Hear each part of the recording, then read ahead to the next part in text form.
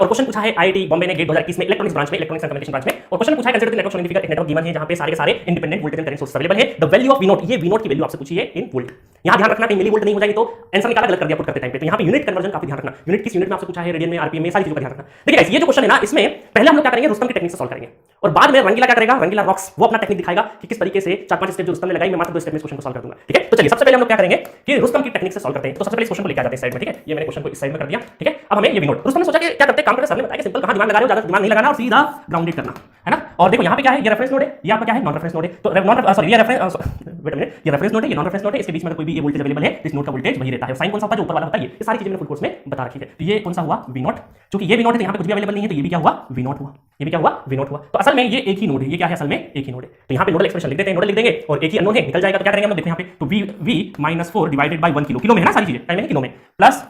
V0 divided by 1 kilo है ना, V0 divided by, क्योंकि ये पूरा क्या है, एक ही नोड है। और यहाँ पे देखो, यहाँ पे करंट कौन सा है, यहाँ पे आप करंट देखोगे तो 6 एम्पीयर इधर, 2 एम्पीयर इधर, तो केसीएल लगा देंगे तो कितना हो जाएगा, 8 मिली एम्पीयर हो जाएगा, 8 मिली एम्पीयर हो जाएगा। तो इसका मतलब है कि देखिएगा, यहाँ पे हमने लिख दिया, यहाँ पे लिख दिया, और यहाँ पे ये इनकमिंग और ये आउटगोइंग है। तो हम ये बोल सकते हैं कि यहाँ पे 8 तो क्या हो जाएगा, मिली एम्पीयर हमारा आउटगोइंग, और इक्वल टू इनकमिंग कितना है, 6 मिली एम्पीयर हमारा इनकमिंग। समझ में आया यहाँ तक। अब देखो 8 पता चल जाएगा, इसको पूरा सॉल्व कर ले, 1 के क्या हो जाएगा 2, तो 2V0, ये V0 है ना, 2V0 -4 divided by 1 kilo equal to, ये 8 उधर चले जाएगा, कितना हो जाएगा, माइनस 2 मिली एम्पीयर, और मिली और किलो एक दूसरे से क्या हो जाएंगे, कैंसिल आउट हो जाएंगे। तो 2V0 -4 इक्वल टू 2, ये उधर जाएगा तो 6 हो जाएगा, तो V0 इक्वल टू, नो 6 नहीं,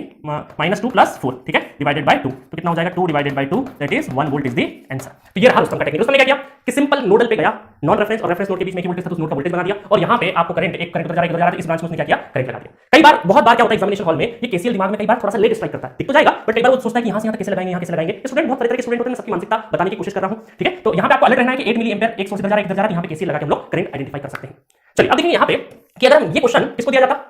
रंगीला को दिया जाता, तो रंगीला कैसे करता, देखो रंगीला की टेक्निक से करते हैं, थोड़ा सा कलर चेंज कर देता हूं, है ना, रंगीला की टेक्निक से। रंगीला बोला कि काम करते हैं, V0 निकालना है, तो उसके दिमाग में केवीएल घूम रहा है, तो किसी तरीके से अगर मैं यहाँ केवीएल घूम जाऊं तो वोल्टेज निकालना है, क्योंकि वोल्टेज निकालना है, वो वोल्टेज क्या है, किसी पैरामीटर के अक्रॉस, अगर वहां पे केवीएल घूमने की पॉसिबिलिटी है तो हम घूम सकते हैं। इस साइड क्यों नहीं घूम सकते केवीएल, क्योंकि इसके अक्रॉस हमें वोल्टेज पोलैरिटी नहीं पता है, करंट सोर्स के अक्रॉस हमें वोल्टेज पोलैरिटी नहीं पता है, इसलिए हम लोग केवीएल इधर नहीं घूम सकते, ना ही इधर घूम सकते हैं हम केवीएल, बट हां इसमें हम क्या कर सकते हैं, केवीएल घूम सकते हैं। अब केवीएल घूमने के लिए देखो यहाँ पे तो वोल्टेज है, यहाँ ये मैं समझाने के लिए बोल रहा था, अदरवाइज तो वो 2 चंद मिनट में ही क्वेश्चन कर देगा। ठीक है, तो यहाँ पे तो क्या सोर्स है, यहाँ पे वोल्टेज है जो कि हमें निकालना ही है, यहाँ पे अगर एक बार करंट पता लग जाए तो काम हो जाएगा, तो करंट पता लग गया तो यहाँ का वोल्टेज पता लग जाएगा। देखो यहाँ पे क्या हो रहा है, 2 एम्पीयर करंट इस साइड से आ रहा है, 2 मिली एम्पीयर करंट इस साइड से, और यहाँ पे देखो करंट वोल्टेज पता है और रेजिस्टेंस पता है, तो यहाँ करंट की वैल्यू कितनी होगी, V0 divided by 1 kilo, V0 divided by 1 kilo, 1 kilo क्यों लिख रहा हूं, अब आप बोलोगे सर 1 लिखने की जरूरत क्या है, बट कई बार किलो, अगर किलो नहीं होता ना तो मैं डायरेक्टली V0 ही लिख देता, बट किलो की वजह से आप कहीं कैलकुलेशन गड़बड़ नहीं करते, इसलिए V0 बाय 1 के आपको एहसास दिला रहा हूं कि ये वोल्टेज नहीं है, करंट है ना। चलिए तो यहाँ पे दोनों करंट आ गए, इस साइड में करंट कितना फ्लो करेगा, ये फ्लो करेगा 2 प्लस V0 डिवाइडेड बाय 1 के। ठीक है, अब हम लोग ये पॉजिटिव सेंटर करेंगे, नेगेटिव से जस्ट केवीएल एक्सप्रेशन लिख देते हैं, तो 4 minus V0 minus 1 kilo 2 plus V0 by 1 kilo equal to, अब आप बोलेंगे सर ये कहां रंगीला ने शॉर्टकट कर दिया, यहाँ पर भी तो टाइम लगा ना केसीएल में, तो उतना टाइम तो रुस्तम को भी लग रहा था यहाँ पे, है ना। खैर ये मैं समझाने के लिए बोल रहा हूं कि V0